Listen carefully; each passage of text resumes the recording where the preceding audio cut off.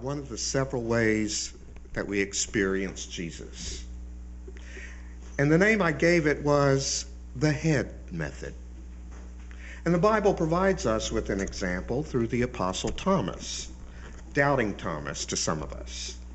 Thomas needed tangible proof to believe in the resurrected Christ.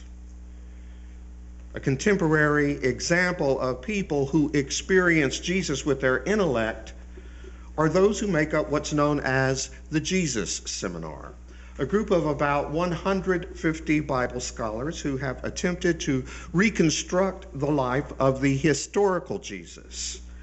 Using tools like social anthropology, history, and textual analysis, these scholars try to ask who he was, what he did, what he said, and what his sayings meant. The experience of Jesus with our heads, with our intellect, is a perfectly valid way of encountering him. In fact, for some people, it's the most meaningful way to encounter Jesus. But it's not the only way. There are others.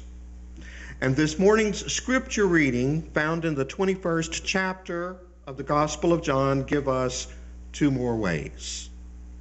One of them is what I call the heart method, an intuitive method which uses our emotions and feelings.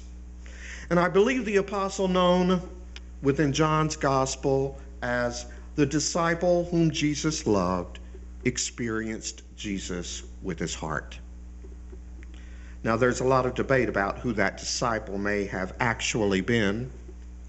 Suggestions range from the apostle John to Lazarus, who Jesus raised from the dead, to James, the brother of Jesus, and even to Mary Magdalene. Bottom line, no one can be absolutely sure of the disciple's identity, but John's gospel mentions this person 5 times, and this morning's scripture reading is one of those times. It almost seems that this particular disciple, the beloved disciple, had a closer relationship with Jesus than the others.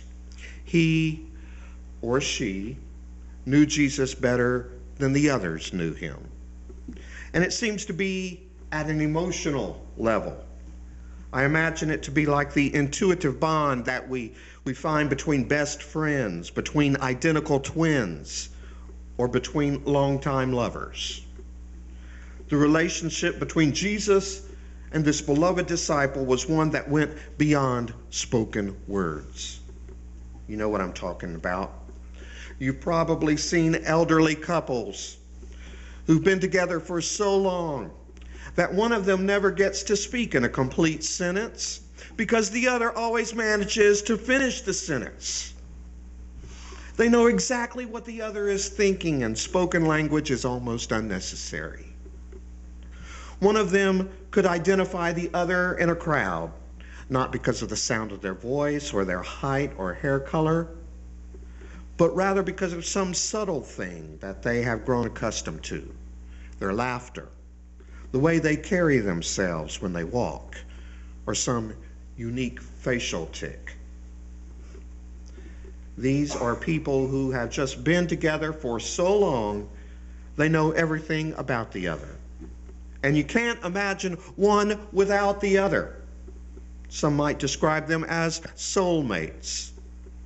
This is how I imagine the relationship to be between Jesus and the beloved disciple. The disciple who casually reclined on the bosom of Jesus during the Last Supper. The one who Peter requested to ask of Jesus which one of them would actually betray Jesus. This disciple who stood at the foot of the cross with Jesus' mother. This disciple who, along with Peter, rushes to the empty tomb after receiving the startling news from Mary Magdalene that Jesus was not dead after all. It was this same disciple who recognized Jesus in this morning's scripture when none of the others did. We're not sure why.